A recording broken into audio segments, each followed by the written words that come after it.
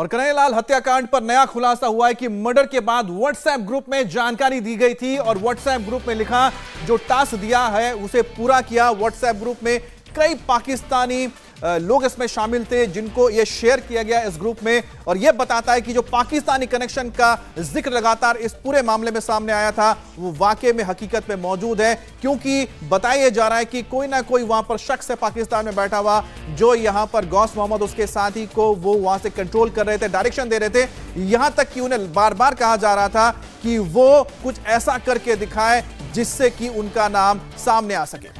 संवाददाता गौनिका अरोड़ा हमारे साथ इस खबर पर जुड़ी हुई हैं। गौनिका, पहले तो इस व्हाट्सएप ग्रुप का एडमिन कौन था, इस व्हाट्सएप ग्रुप में कौन कौन जुड़े हुए थे और किस तरीके की डिटेल्स इसमें शेयर की जा रही थी?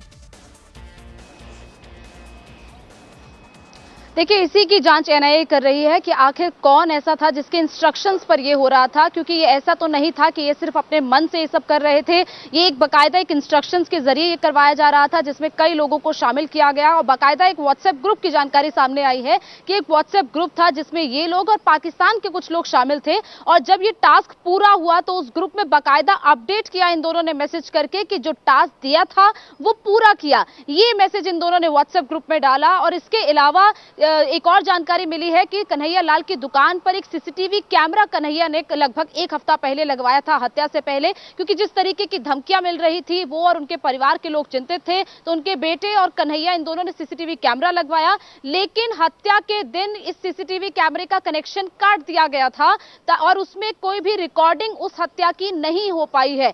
कन्हैया के बेटे जब हत्या के बाद दुकान पर गए थे, उन्होंने मेमोरी कार्ड निकाला बाकायदा उस डीवीआर से, लेकिन देखा उसमें कुछ भी रिकॉर्ड नहीं था। हालांकि उसके बाद वो मेमोरी कार्ड कन्हैया के बेटे से पुलिस ले गई थी, लेकिन ये जानकारी जरूर है कि किस तरीके से ये पूरी प्लानिंग की गई। इसके अलावा बैकअप में 3 लोग खड़े थे, यानी कि अगर गौज और रियाज को भागने में दिक्कत आती तो वो 3 लोग गौज और रियाज की मदद करते। एक बाइक बाकायदा वहां पर खड़ी थी, एक स्कूटी बाकायदा बैकअप के लिए खड़ी थी। तो ये सारी चीजें पूरी प्लानिंग से कई दिन से की जा रही थी। बाकायदा एक टास्क इन दोनों को दिया गया था और उस टास्क के पूरा होने का अपडेट इन्होंने उस व्हाट्सएप ग्रुप में दिया था। किस तरीके से इन्होंने सीसीटीवी कनेक्शन पहले देखा जाकर, दुकान की जो रेकी की जा रही थी उसमें यही चीजें देखी जा रही थी कि सीसीटीवी लगा हुआ है, क्योंकि सीसीटीवी सिर्फ एक हफ्ता पहले लगवाया गया था कन्हैया की तरफ से। यानी कि जो लोग जा रहे थे वो दुकान के आसपास जाते थे, रोज रेकी करते थे और देखते थे कि ऐसी क्या चीज है जिसमें कि ये लोग कैप्चर हो सकते हैं।